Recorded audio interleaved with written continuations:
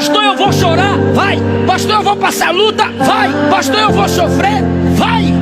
Aqui a gente luta contra a carne, aqui luta contra o mundo, aqui luta contra o diabo. É luta todo dia, é luta todo dia.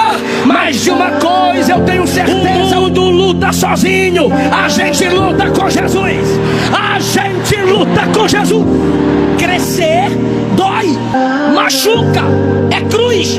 Quem não enfrenta deserto não é Israel de Deus. Quem não enfrenta cova não é Daniel de Deus. Quem não enfrenta fornalha não é Misael, Ananias e Azarias, e não anda com quarto homem. Quem não carrega a cruz não é de Jesus. Pastor, eu consigo isso que você pregou? Consegue. Sozinha não consegue, sozinho não consegue, sua natureza humana não consegue.